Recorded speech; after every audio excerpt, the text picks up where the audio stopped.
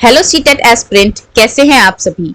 जैसे जैसे एग्जाम नजदीक आता जा रहा है, हमें एक क्विक एंड सटीक रिवीजन की जरूरत होती है। तो आज की क्लास होने वाली है आप लोगों के लिए बहुत ही ज्यादा इम्पोर्टेंट, क्योंकि आज की क्लास में हम अपने एनसीईआरटी श्रृंखला को आगे बढ़ाते हुए शुरू करेंगे आज की क्लास में हम फिर से टॉप 50 क्वेश्चंस को डिस्कस करेंगे, जो कि आगे आने वाले जीटेट एग्जाम के लिए बहुत ही ज्यादा महत्वपूर्ण होने वाले हैं। तो चलिए बिना किसी डिले के स्टार्ट करते हैं आज की क्लास अपने पॉइंट नंबर 1 से। पॉइंट नंबर 1 हमारा कहता है उत्तरी अमेरिका यानी कि नॉर्थ अमेरिका विश्व का तीसरा सबसे बड़ा महाद्वीप है, यानी कि north America is the third largest continent of the world. यह दक्षिणी अमेरिका से संकरे स्थल से जुड़ा हुआ है, जिसको हम पनामा स्थल संधि यानी इस्थुमस ऑफ पनामा कहते हैं। ये देखिए, जैसा कि मैप में आपको दिखाया जा रहा है, ये हमारा नॉर्थ अमेरिका है और ये हमारा साउथ अमेरिका है। नॉर्थ अमेरिका की अभी हमने बात की, ये वर्ल्ड का थर्ड लार्जेस्ट कॉन्टिनेंट है। और अगर इनके कनेक्टिविटी की बात करें तो आपस में ये एक बहुत ही पतले पट्टी से बंधे हुए हैं, जिसको हम पनामा स्थल संधि या फिर इस्थुमस ऑफ पनामा के नाम से जानते हैं। बात न करेंगे पॉइंट नंबर 2 की। दक्षिण अमेरिका का अधिकांश भाग दक्षिणी गोलार्ध में स्थित है। ये देखिए, ये हमारा दक्षिण अमेरिका यानी कि साउथ अमेरिका है। अगर हम बीच से ग्लोब को डिवाइड करें तो ये ग्लोब हमारा इस तरीके से डिवाइड होता है। नीचे वाला पार्ट हमारा दक्षिण यानी साउथ है और ऊपर वाला पार्ट हमारा नॉर्थ यानी कि उत्तर है। तो बात करें साउथ अमेरिका यानी दक्षिण अमेरिका की, तो इसका मैक्सिमम हिस्सा कहाँ आता है? साउदर्न हेमिस्फेयर यानी कि दक्षिणी गोलार्ध में। बात करें पॉइंट नंबर 3 की, तो पॉइंट नंबर 3 हमारे स्क्रीन पे आ चुका है। विश्व की सबसे लंबी पर्वत श्रृंखला, इंपॉर्टेंट मार्क कर लीजिए इसको। विश्व की सबसे लंबी पर्वत श्रृंखला एंडीज कहाँ पे सिचुएट करता है? दक्षिण अमेरिका यानी कि नॉर्थ साउथ अमेरिका के अंदर उत्तर से दक्षिण की ओर फैली हुई। ये देखिए साउथ अमेरिका का मैप है, ये इसके नॉर्थ से साउथ अमेरिका में क्या है? एंडीज माउंटेन है, जो कि यहाँ पे फैली हुई है और ये वर्ल्ड की लॉन्गेस्ट माउंटेन रेंज है। बात करेंगे पॉइंट नंबर 4 की, तो दक्षिण अमेरिका के अंदर ही विश्व की सबसे बड़ी नदी अमेज़न बहती है। ठीक है, ये इसके बहुत सारे कंट्री से होके फ्लो करती है। इस तरीके से ये अमेज़न नदी का फ्लो है। देखिए, एक नदी है अमेज़न जो कि क्या है? बड़ी है यानी कि लार्जेस्ट है, और एक हमने बात की नाइल की, जो कि क्या है? लॉन्गेस्ट है यानी कि सबसे लंबी है, सबसे ज्यादा एरिया कवर करती है। वहीं बात करें अमेज़न की, तो इसका वॉल्यूम सबसे ज्यादा है यानी कि इसमें पानी की मात्रा सबसे ज्यादा है। बात करेंगे अगले पॉइंट नंबर 5 की। अब हमारे पास आ चुका है ऑस्ट्रेलिया का मैप। ऑस्ट्रेलिया विश्व का सबसे छोटा महाद्वीप है, यानी कि स्मॉलेस्ट कॉन्टिनेंट है हमारा ऑस्ट्रेलिया, सबसे छोटा महाद्वीप है। ये देखिए ऑस्ट्रेलिया है, जो कि चारों तरफ से क्या है? पानी से घिरा हुआ है। ठीक है, इसलिए इसको हम क्या कहते हैं? द्वीपीय महाद्वीप, यानी कि ऑस्ट्रेलिया को हम क्या कहते हैं? आइलैंड कॉन्टिनेंट कहते हैं। अब हमने इसको आइलैंड क्यों कहा? क्योंकि जो चारों तरफ से वो एरिया जो चारों तरफ से वाटर से घिरा हुआ हो, उसको हम आइलैंड कहते हैं। रोशनी डालेंगे अपने अगले पॉइंट नंबर 6 की तरफ। यहाँ पे अंटार्कटिका की बात चल रही है। जो अंटार्कटिका है, ये एक बहुत बड़ा महाद्वीप है, जो कि दक्षिणी गोलार्ध में स्थित है। रैंक की बात करें तो ये हमारा 5वां लार्जेस्ट कॉन्टिनेंट है, और ये कहाँ सिचुएट करता है? दक्षिणी गोलार्ध यानी कि साउदर्न हेमिस्फीयर में। बात करें आगे की, तो दक्षिणी ध्रुव इस महाद्वीप के मध्य में स्थित है। यहाँ पे बिल्कुल क्या आ जाता है? दक्षिणी ध्रुव, और ये हमारा अंटार्कटिका कॉन्टिनेंट है। बात करें पॉइंट नंबर 7 की, तो दक्षिणी ध्रुव में स्थित है। अब जो पोल्स है वहां पे क्या होती है? हमेशा बर्फ से वो एरिया कवर होता है। तो अंटार्कटिका भी क्या है? हमेशा बर्फ से घिरा है, और ये किसी प्रकार का यहाँ पे किसी भी मानव का निवास नहीं है, यानी कि ये बर्फ से पूरी तरीके से कवर है कि यहाँ पे कोई भी इंसान नहीं रह सकता, यानी कि यहाँ पे लाइफ संभव नहीं है। बात करेंगे पॉइंट नंबर 8 की, तो यहाँ पे अंटार्कटिका की ही बात चल रही है। यहाँ पे बहुत सारे कंट्रीज के क्या है? शोध केंद्र यानी कि रिसर्च स्टेशन है। भारत के भी कुछ रिसर्च स्टेशन है जो कि हमारे अंटार्कटिका कॉन्टिनेंट के अंदर है। एग्जाम्पल है इसके मैत्री और दक्षिण गंगोत्री, ये दोनों के दोनों भारत के रिसर्च स्टेशन कहाँ पे स्थित है? अंटार्कटिका महाद्वीप के अंदर। बात करें पॉइंट नंबर 9 की, हमारे पृथ्वी यानी कि अर्थ के बारे में बताया गया है। पृथ्वी को क्या कहा जाता है? नीला ग्रह कहा जाता है। क्यों कहा जाता है? ये देखो मैप में आपको दिखाया जा रहा है, नीला नीला जैसा दिख रहा है। क्यों कहते हैं भैया इसे नीला ग्रह? देखिए, पृथ्वी का 71% भाग, जैसे मान लो ये हमारा अर्थ है, तो इस अर्थ के 71% पे क्या है? सिर्फ और सिर्फ पानी ही पानी है। पानी का कलर कैसा होता है? वैसे तो पानी का कोई कलर नहीं है, लेकिन हम नॉर्मली कह देते हैं कि पानी का कलर क्या है? ब्लू है। तो क्योंकि इसका मैक्सिमम एरिया वाटर कवर करता है, इसीलिए ये क्या है? इसको नीला ग्रह कहते हैं। नेक्स्ट पॉइंट, पॉइंट नंबर 10, पृथ्वी पर पाए जाने वाले जल का 97% से ज्यादा जल किसमें पाया जाता है? महासागरों में। हम जानते हैं 5 महासागर है हमारे, और उसी में पृथ्वी का 97% जल पाया जाता है। लेकिन ये पानी इतना ज्यादा खारा होता है, सलाइन वाटर होता है, कि इसको हम डायरेक्ट यूज में नहीं ला सकते हैं। और बाकी जो हमारा 3% बच गया, उसका एक बहुत बड़ा भाग बर्फ यानी कि आइस, और इसके अलावा ग्लेशियर्स यानी कि हिम नदियों के फॉर्म में, और कुछ पानी हमारा अंडर वाटर होता है, यानी कि जमीन के अंदर पाया जाता है। ठीक है, तो 97 हिस्सा किसने ले लिया? वो सलाइन वाटर हो गया, खारा पानी हो गया, जिसको हम पी नहीं सकते हैं। बाकी का जो पानी है वो आइस के फॉर्म में है, कुछ ग्लेशियर्स के फॉर्म में है, कुछ अंडर वाटर है, जो कि धीरे धीरे कंज्यूम में लाए जाते हैं। रोशनी डालेंगे अपने अगले पॉइंट, पॉइंट नंबर 11 की, जल का बहुत कम भाग अलवण जल यानी कि पीने योग्य यूज किया जाता है। ठीक है, यही कारण है कि हमारा अर्थ क्या है? नीला ग्रह है। नीला ग्रह क्यों है? क्योंकि यहाँ पे क्या है? 71% पानी से घिरा है। स्टिल यहाँ पे फ्रेश वाटर यानी कि पीने वाले जो पानी है उसकी कमी है। क्यों? क्योंकि इसका मैक्सिमम एरिया किस में चला जाता है? सलाइन वाटर में। सलाइन वाटर में इसका 97% पानी चला जाता है। बात करें अपने अगले पॉइंट की, पॉइंट नंबर 18 हमारे स्क्रीन पे आ चुका है, 12 हमारे स्क्रीन पे आ चुका है। देखिए क्या कह रहा है? महासागरीय जल हमेशा गतिशील रहता है। अब महासागर के अंदर जो पानी है वो हमेशा क्या करता रहता है? मूव करता रहता है। तो पहला है हमारे तरंगे, यानी कि जिसको हम लोग वेव कहते हैं। ठीक है, लहरें उठती हैं, ये हमारी तरंगे हैं। दूसरा है ज्वार भाटा, अभी हम इनको डिटेल में आगे डिस्कस करेंगे। ज्वार भाटा किसे कहते हैं? नियमित रूप से 2 बार पानी का उठना और गिरना को हम क्या कहेंगे? ज्वार भाटा यानी कि टाइड्स कहेंगे। और तीसरा हमारा क्या है? महासागर की धाराएं यानी कि ओशियन में जो करंट्स होते हैं वो हैं। और यही क्या है? महासागरीय जल की मेन 3 गतियां हैं। अब जब हमने महासागर को छेड़ ही दिया है तो यहाँ पे हम डिस्कस कर लेंगे कि हमारे कितने महासागर हैं। अगर हम साइज के हिसाब से बात करें, ठीक है, तो सबसे बड़ा हमारे पास कौन सा महासागर आता है? प्रशांत महासागर यानी कि पैसिफिक ओशियन। नेक्स्ट है हमारा अटलांटिक महासागर यानी कि अटलांटिक ओशियन। तीसरा कौन सा है हमारा? हिंद महासागर यानी कि इंडियन ओशियन। और ये इकलौता ऐसा ओशियन है जिसका नाम किसी देश के नाम यानी कि हमारे भारत के नाम पर पड़ा है। ठीक है, बात करें अगले की, तो नेक्स्ट कौन सा है हमारा? Arctic ocean. वैसे नॉर्मली 4-5 होते हैं, लेकिन ये 4 हमारे मेन है। ठीक है, और ये सबसे बड़ा पैसिफिक है, देन अटलांटिक, उसके बाद इंडियन ओशियन आता है, और उसके बाद आर्कटिक ओशियन यानी कि आर्कटिक महासागर की बात आती है। बात करेंगे अपने अगले पॉइंट, पॉइंट नंबर 14 हमारे स्क्रीन पे आ चुका है।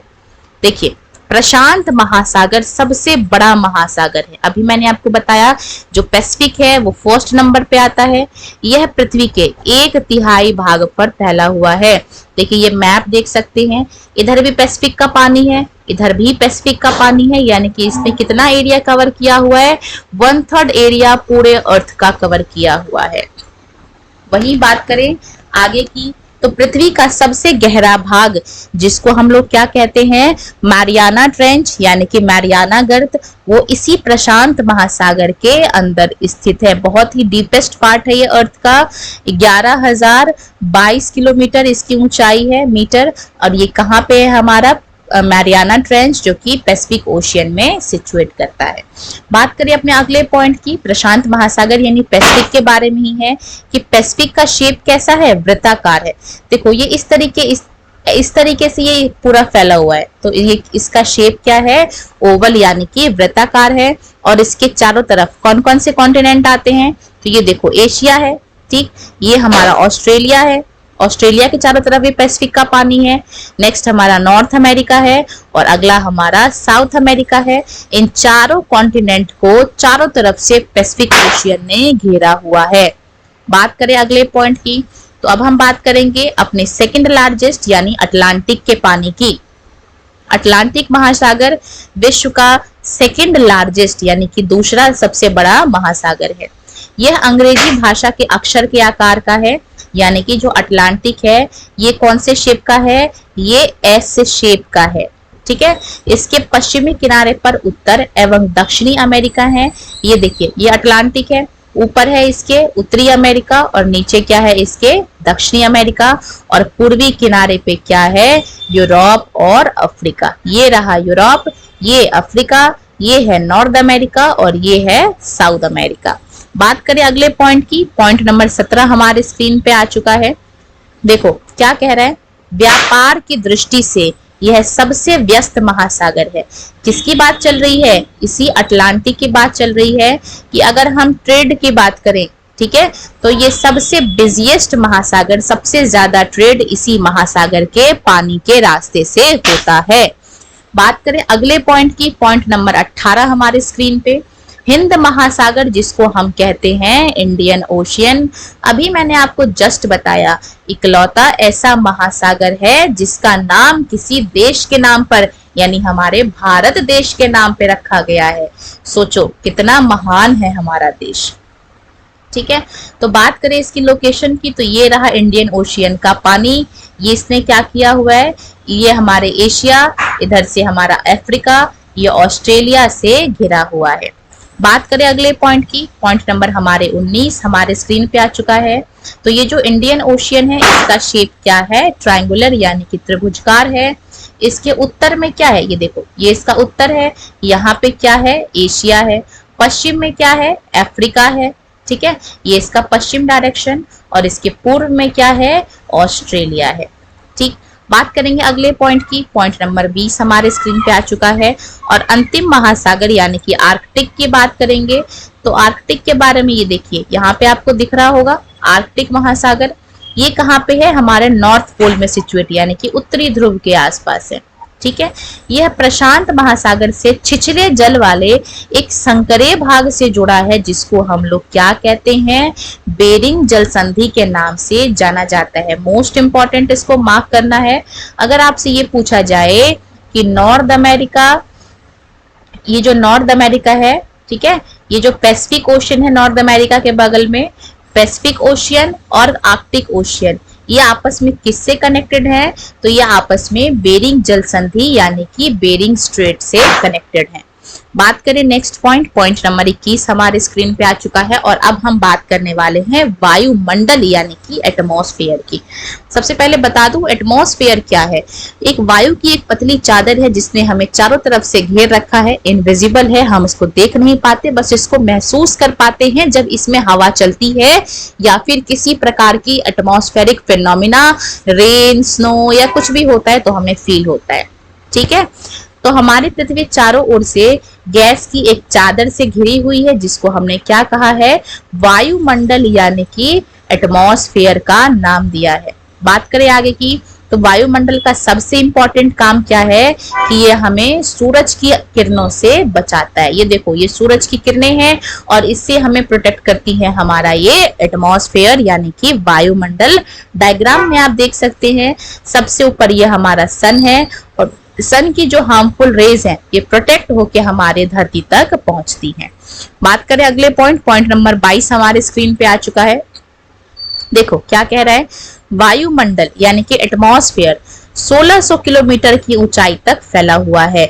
यानी कि अगर मैं यहां से लेके यहां तक हाइट की बात करूं तो टोटल हाइट इसकी कितनी है, टोटल हाइट इसकी 1600 किलोमीटर बताया जाता है, ठीक। अब अगर हम इसके पार्ट्स की बात करें तो उसके अलग अलग घटकों, टेम्परेचर और अदर बेसिस पे पृथ्वी की जो वायुमंडल की परत है इसको 5 भाग में बांटा गया है। सबसे नीचे से स्टार्ट करें तो सबसे नीचे कौन सा आता है? ट्रोपोस्फियर यानी कि शोभ मंडल। नेक्स्ट कौन सा है? स्ट्रेटोस्फियर यानी कि समताप मंडल। ठीक है। नेक्स्ट कौन सा है हमारा? थर्मोस्फियर। ठीक। नेक्स्ट कौन सा है हमारा? आयन मंडल, जिसको हम लोग आयनोस्फीयर भी कह देते हैं, आयनोस्फीयर के नाम से जाना जाता है। ठीक। और सबसे लास्ट में है हमारा बहिर्मंडल, जिसको हम लोग एग्जोस्फीयर के नाम से जानते हैं। डायग्राम की हेल्प से आप देख सकते हैं, ये हमारा ट्रोपोस्फियर है, ये हमारा स्ट्रेटोस्फियर है, ये हमारा मेसोस्फियर है, ये थर्मोस्फियर, और इसी को हम लोग क्या कहते हैं? आयोनोस्फियर भी कह देते हैं। और सबसे ऊपर हमारा क्या है? एग्जोस्फियर यानी कि बहिर्मंडल है। ये वायु की 5 परतें हैं। बात करें नेक्स्ट पॉइंट नंबर 23 हमारे स्क्रीन पे आ चुका है। देखो, वायुमंडल किस किस से मिलके बना है? ऑक्सीजन, नाइट्रोजन से। बात करें ऑक्सीजन की तो 21% हिस्सा हमारा ऑक्सीजन वायुमंडल बना हुआ है। इसके अलावा 78% क्या है? नाइट्रोजन है। ठीक है।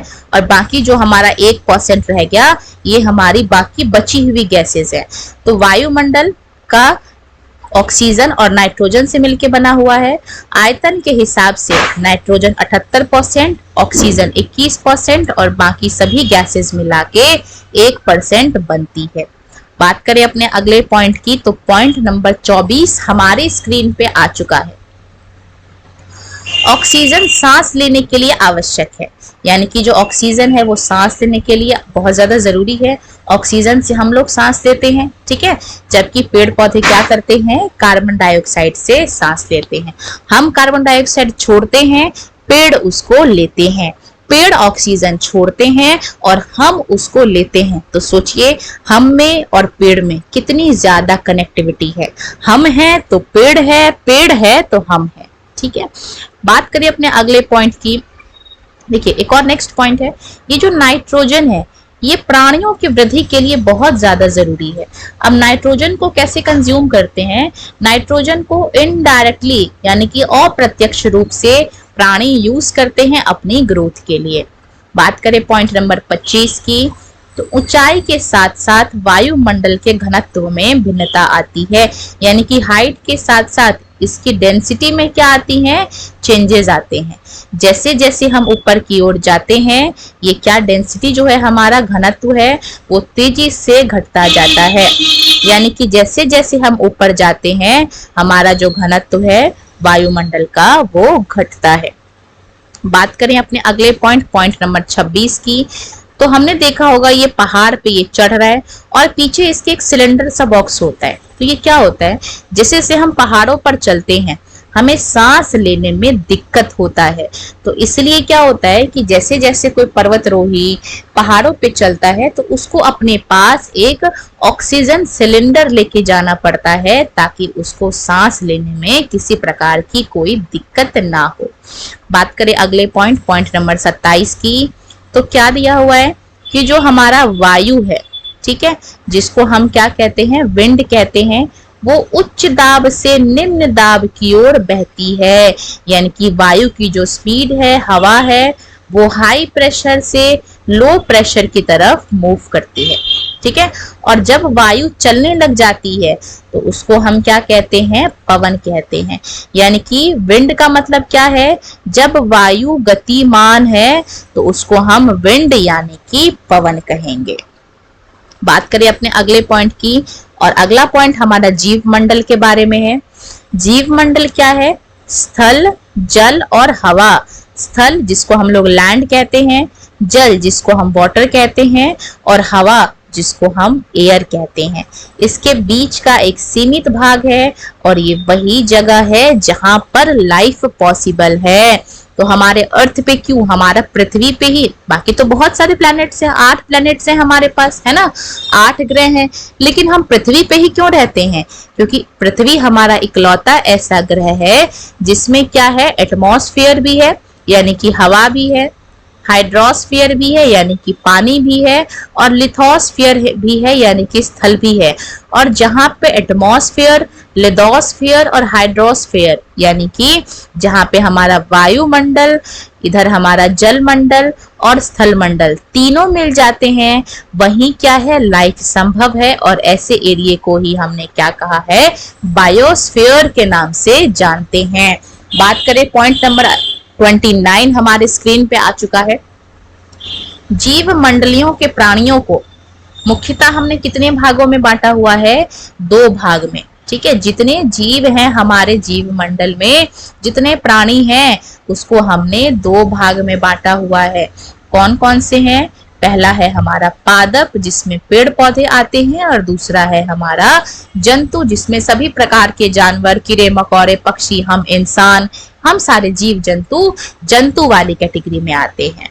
ठीक, बात करें अपने अगले पॉइंट नंबर 30 की। कार्बन डाइऑक्साइड जो कि एक प्रकार का गैस है, ये भी वायुमंडल का एक बहुत ही महत्वपूर्ण घटक है। ये क्या करता है, हमारे पृथ्वी के अंदर गर्मी को मेंटेन करता है। ठीक है, लेकिन कार्बन डाइऑक्साइड अगर ज्यादा हो जाए तो पृथ्वी का टेम्परेचर बहुत ज्यादा बढ़ जाता है, और इस सिचुएशन को हम किस नाम से जानते हैं, भूमंडलीय तापन यानी कि ग्लोबल वार्मिंग के नाम से जानते हैं। बात करें अपने अगले पॉइंट की, पॉइंट नंबर 31 हमारे स्क्रीन पे आने वाला है। देखो क्या कह रहा है, भूमंडल, वायुमंडल और जलमंडल।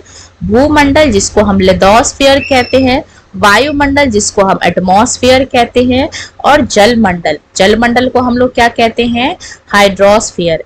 इनके बीच संतुलन बनाने के लिए हमको क्या करना पड़ेगा, इनके संसाधनों को सीमित उपयोग करना पड़ेगा। यानी कि ना किसी चीज का ज्यादा यूज करना है हमें, ना किसी चीज का हमें कम। हमें क्या करना है, हर चीज को मेंटेन करना है, सभी संसाधनों को लिमिट के हिसाब से खर्च करना है। ठीक, तभी क्या होगा, हमारे प्राकृतिक में संतुलन बना रहेगा। बात करें अपने अगले पॉइंट नंबर 32 की, तो हमने देखा कि पृथ्वी के अंदर लगातार क्या हो रही है, गति हो रही है। ठीक है, अर्थ के अंदर क्या होती है, लगातार मूवमेंट होती है। प्रथम या आंतरिक प्रक्रिया के कारण बहुत से स्थानों पर पृथ्वी की सतह कहीं ऊपर उठ जाती है तो कहीं धंस जाती है। अब हम बात करेंगे पृथ्वी के अलग अलग आकारों की, और पहला आकार हमारा ये है। देखो क्या कह रहा है, पहाड़ी। सबसे पहले हम बात करेंगे हिल्स यानी कि पहाड़ी की। तो पहाड़ी क्या है, वो स्थलीय भाग है जो कि आसपास की भूमि से उठी हुई होती है। हिल्स किसे कहेंगे, जो हमारी नॉर्मल जमीन है। ये देखो, ये हमारी नॉर्मल जमीन है और इससे ये थोड़ा सा ऊपर उठा हुआ है, तो इसको हमने पहाड़ी का नाम दिया। यहीं अगर ये बहुत ज्यादा उठ जाए तो इसको हम लोग क्या कहेंगे, पहाड़ यानी कि माउंटेन के नाम से जानेंगे। ठीक है, तो पर्वत क्या कहेंगे, देखो इसकी जो मैक्सिमम हाइट है वो 600 हो सकती है, 0 से लेके 600 इसकी हाइट हो सकती है। बात करें पहाड़ की, तो जिसकी हाइट 600 मीटर से ज्यादा है उसको हम पर्वत कहेंगे यानी कि माउंटेन कहेंगे। बात करें नेक्स्ट पॉइंट नंबर 35 हमारे स्क्रीन पे आ चुका है। क्या कह रहा है, स्थल के लगातार बनने और टूटने की प्रक्रिया को हमको क्या कहा जाता है, बाह्य प्रक्रिया। यानी कि हमारी अर्थ पे जितनी भी मूवमेंट्स हो रही हैं, ये देखो ये नीचे गिर गई है जमीन, ये ऊपर उठ रही है जमीन, तो इसको हमने क्या कहा है, बाह्य प्रक्रिया का नाम दिया है। और पृथ्वी की सतह के टूट कर घिस जाने को हम क्या कहते हैं, अपरदन यानी कि इरोजन कहते हैं। ये देखो ये पृथ्वी की सतह है और ये टूट कर क्या हो गई है, घिस गई है, नीचे चली गई है, तो इसको हम लोग क्या कहते हैं, इरोजन यानी कि अपरदन के नाम से जानते हैं। बात करें पॉइंट नंबर 36 की, तो क्या कह रहा है हमसे पॉइंट नंबर 36, अपरदन की क्रिया के द्वारा जो सतह है वो नीची हो जाती है। ये देखो ये जो सतह है ये नीचे चली गई है, तथा निक्षेपण की प्रक्रिया के द्वारा यानी कि डेपोजिशन की प्रक्रिया के द्वारा इनका फिर से निर्माण होता है। ये नीचे वाले को हम क्या कहेंगे, इसको हम लोग अपरदन यानी कि इरोजन कहेंगे। ऊपर वाले हिस्से को हम क्या कहेंगे, निक्षेपण यानी कि डेपोजिशन। यहाँ पे जमीनें ऐड हो गई हैं, जम गई हैं, तो ये डेपोजिशन है यानी कि निक्षेपण है। जबकि यहाँ पे जमीनें धंस गई हैं तो इस हिस्से को हम क्या कहेंगे, अपरदन कहेंगे यानी कि इरोजन कहेंगे। बात करें अगले पॉइंट नंबर 37 की। हम विभिन्न स्थल रूपों का उनकी ऊंचाई, ढाल के आधार पे पर्वत, पठारों एवं मैदानों में वर्गीकृत, यानी कि हाइट के हिसाब से किसी जगह को पर्वत कहते हैं यानी कि माउंटेन, किसी को हमने हिल्स या फिर प्लेट्यू का नाम दिया है, और किसी को हम मैदान या फिर लैंड कहते हैं।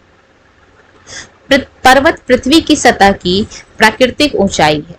पर्वत का शिखर छोटा तथा आकार चौड़ा, यानी कि जो ये पीक होते हैं पर्वत के, ये छोटे होते हैं लेकिन क्या होते हैं, चौड़े होते हैं, और आसपास के एरिया से बहुत ज्यादा ऊंचा होता है। बात करें अगले पॉइंट नंबर 39 हमारे स्क्रीन पे आ चुका है। कुछ पर्वतों पर हमेशा क्या होती हैं, जमी रहने वाली बर्फ की नदियां होती हैं, जिसको हम लोग क्या कहते हैं, हिमानी या फिर ग्लेशियर कहते हैं। ये देखो, ये क्या है, हमारा पर्वत है और यहाँ पे क्या है, बर्फ जमा हुआ है, इसको हम क्या कहेंगे, ग्लेशियर यानी कि हिमानी कहेंगे। बात करें अगले पॉइंट नंबर 40 हमारे स्क्रीन पे आ चुका है, जो कि हमसे क्या कह रहा है, पर्वत एक रेखा के क्रम में व्यवस्थित हो सकती हैं, जिसको क्या कहेंगे, रेंज यानी कि श्रृंखला कहेंगे। ये देखो, ये माउंटेन है और ये बहुत सारी माउंटेन एक के ऊपर एक इस तरीके से बनी हुई हैं, तो इसको हमने क्या नाम दिया है, रेंज यानी कि श्रृंखला का नाम दिया है। बात करें अगले पॉइंट नंबर 41 की, तो यहाँ पे हम पर्वतों के पार्ट्स को डिस्कस करने वाले हैं, टाइप्स को डिस्कस करने वाले हैं। तो पहला इसका टाइप आता है वलित पर्वत, जिसको हमने नाम दिया है फोल्ड माउंटेन। सेकंड है हमारा भ्रशोंत, यानी कि जिसको हम लोग क्या कहते हैं, ब्लॉक माउंटेन। और तीसरा कौन सा है हमारा, ज्वालामुखी, जिसको हमने नाम दिया है वॉल्केनिक माउंटेन का। तो अगर आपसे ये पूछा जाए कि पर्वत के कितने प्रकार हैं, तो भैया 3 प्रकार के हमारे पर्वत यानी कि माउंटेन है, फोल्ड, ब्लॉक और वॉल्केनिक। बात करें अगले पॉइंट नंबर 42 की, तो ये जो हिमालय और आल्प्स है, ये क्या है, फोल्ड यानी कि वलित पर्वत के उदाहरण है हिमालय और आल्प्स, जिसकी सतह उबड़ खाबड़ है, ऊपर नीचे है, और इसका जो शिखर है वो शंक्वाकार। जो अरावली रेंज है, अरावली श्रृंखला, ये विश्व की सबसे पुरानी वलित पर्वत श्रृंखला है, यानी कि जो अरावली माउंटेन है हमारे राजस्थान के अंदर, ये वर्ल्ड का one of the oldest fold mountain का एग्जाम्पल है। और अब ये अपरदन की वजह से यानी कि इरोजन की वजह से घिस गई है। बात करें पॉइंट नंबर 43 की, तो उत्तरी अमेरिका यानी कि नॉर्थ अमेरिका में जो अपलेशियन माउंटेन है और रशिया का यूराल, ये कैसे हैं, गोलाकार दिखाई देते हैं, इनकी हाइट कम है और ये बहुत पुराने वलित पर्वत हैं, यानी कि ये भी किसके एग्जाम्पल हैं, फोल्ड माउंटेन का ही एग्जाम्पल है। बात करें अगले पॉइंट की, पॉइंट नंबर 44 हमारे स्क्रीन पे आ चुका है। प्रशांत महासागर यानी कि पैसिफिक के अंदर जो मोनाकी पर्वत है, जिसको हमने क्या कहा है, मारियाना ट्रेंच के नाम से जानते हैं, ये क्या है, महासागर के बहुत नीचे तक स्थित है और इसकी जो हाइट है वो 1225, अगर मैं आपको एग्जैक्ट बताऊं तो 11,022 मीटर ऊंचाई इसकी है, जो कि एवरेस्ट से भी ज्यादा है। बात करें अगले पॉइंट नंबर 45 की, क्या कह रहा है, स्थानीय समय का अनुमान सूर्य के द्वारा बनने वाली शेडो से लगाया जाता है, यानी कि अभी कितना टाइम हो रहा है, इसको हम, ये जो सूरज हमारा शेडो बनाता है, परछाई बनाता है, इससे भी हम अंदाजा लगा सकते हैं। दोपहर में सबसे छोटी यानी कि आफ्टरनून में क्या होता है, सबसे छोटी छाया बनती है, जबकि इवनिंग में क्या होता है, इवनिंग में हमारी जो छाया होती है, परछाई होती है, वो लॉन्गेस्ट यानी कि सबसे लंबी होती है। बात करें पॉइंट नंबर 46 हमारे स्क्रीन पे आ चुका है। पॉइंट नंबर 46 कहता है जो पृथ्वी है ये हमारा मान लो अर्थ है। अब अर्थ क्या करेगी, रोटेट करेगी, ठीक है। तो अर्थ कैसे रोटेट करती है, पश्चिम से पूर्व यानी कि वेस्ट से ईस्ट में एंटी क्लॉकवाइज डायरेक्शन में क्या करती है, ये मूव करती है। तो वो स्थान जो ग्रीनविच के पूर्व में है उनका समय पीछे होगा, ठीक है। ये देखो ग्रीनविच क्या है, ये लाइन है हमारी ग्रीनविच की जो कि लंदन में स्थित है। इसी को हमने क्या कहा है, इंटरनेशनल टाइमलाइन कहते हैं इसको। इसी से हमारा जो समय है वो एडजस्ट होता है। अब अर्थ कैसे रोटेट कर रही है, हमारी उल्टी डायरेक्शन में रोटेट कर रही है। तो वो जगह जो लंदन से इस ग्रीनविच लाइन से पूर्व में है, यहाँ पे क्या है, समय पीछे चल रहा है और इधर के जो देश हैं इनका समय आगे चल रहा है। बात करें अगले पॉइंट की, पॉइंट नंबर 47 हमारे स्क्रीन पे आ चुका है, जो कि क्या कह रहा है, यमयोत्तर रेखा जिसको हम लोग क्या कहते हैं, IST यानी कि इंडियन स्टैंडर्ड टाइम, ये क्या करता है, स्थानीय समय को पूरे देश का मानक समय माना जाता है। अब देखो जैसे पूरे वर्ल्ड में, अभी मैंने आपको बताया पूरे वर्ल्ड में क्या है, पूरे वर्ल्ड में जैसे ये ग्रीनविच है जो कि लंदन में स्थित है, इससे टाइम डिसाइड होता है। अब देखो हमारा जो भारत है वो इस ग्रीनविच से 5.5 घंटे आगे है, यानी कि 5.5 घंटे डिले है, ठीक।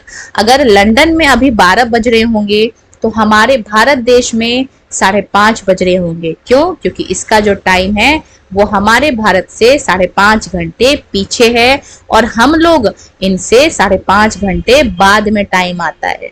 बात करें अगले पॉइंट नंबर 47 की, तो जैसा कि मैं आपको बता रही थी ये हमारा क्या है, IST है यानी कि इंडियन स्टैंडर्ड टाइम है। इसी से क्या होता है, हमारे पूरे देश का समय इक्वल होता है। अब देखो ये क्या है, हमारा राजस्थान या गुजरात कह सकते हैं, ये हमारा गुजरात का एरिया है और ये हमारा अरुणाचल प्रदेश है। अगर हम इनके समय की बात करें तो इस समय में क्या है, 2 घंटे का टाइम लैग है, यानी कि समय में 2 घंटे का अंतर। सूरज यहाँ से निकल रहा है तो यहाँ वाला जो टाइम है 2 घंटे पहले हो जाता है, जबकि यहाँ वाले टाइम में 2 घंटे पीछे चल रहा है। तो हम लोगों ने क्या डिसाइड किया, बीच में एक हमने IST खींच दी यानी कि यमयोत्तर रेखा खींच दिया, जो कि बिल्कुल बीचों बीच यानी कि 82.5 डिग्री से होके जा रहा है। अब मान लो जो टाइम पीछे था उसको 1 घंटे आगे कर दिया और जो टाइम आगे था उसको 1 घंटे पीछे कर दिया। अब पूरे देश में एक ही जैसा टाइम हर जगह हमें शो होगा। बात करें पॉइंट नंबर 48 की, जो कि क्या कह रहा है, यमयोत्तर के स्थानीय समय को पूरे देश का मानक समय माना जाता है। यानी कि ये जो हमारा यमयोत्तर है स्टैंडर्ड टाइम है, इसी के टाइम को पूरे इंडिया में माना जाता है, जिसको हम लोग मानक समय यानी कि इंडियन स्टैंडर्ड टाइम के नाम से जानते हैं। बात करें अगले पॉइंट नंबर 49 से हमारे स्क्रीन पे आ चुका है। पृथ्वी की गति 2 प्रकार की है। पृथ्वी की गति की बात करें तो 2 प्रकार की गति है। पहला है घूर्णन जिसको हम लोग रोटेशन कहते हैं और दूसरा है परिक्रमण जिसको हम लोग रिवॉल्यूशन कहते हैं। तो दोनों में क्या अंतर है, रोटेशन यानी कि घूर्णन कब कहेंगे, जब पृथ्वी अपने ही अक्ष पे घूमे, जब पृथ्वी ये रही पृथ्वी और ये अपने अक्ष पे घूम रही है तो इसको हम क्या कहेंगे, घूर्णन यानी रोटेशन कहेंगे।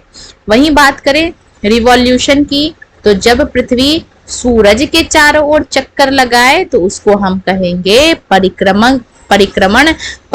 करना, रोटेशन रिवॉल्यूशन करना।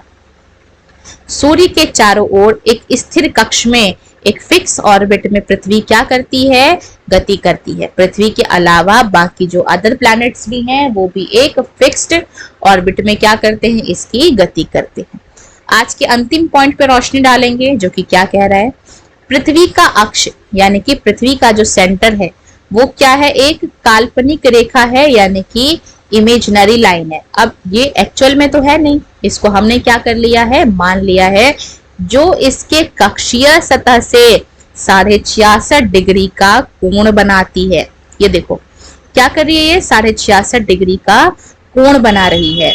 वह समतल जो कक्ष के द्वारा बनाया जा रहा है उसे हमने क्या नाम दिया है, उसे हमने कक्षीय समतल का नाम दिया है। इसी के साथ आज के हमारे टॉप 50 पॉइंट्स कंप्लीट होते हैं। वीडियो पसंद आई हो तो वीडियो को लाइक करना और इसी तरीके से सीटेट के क्लास को जानने के लिए, हमसे पढ़ने के लिए चैनल को सब्सक्राइब करना।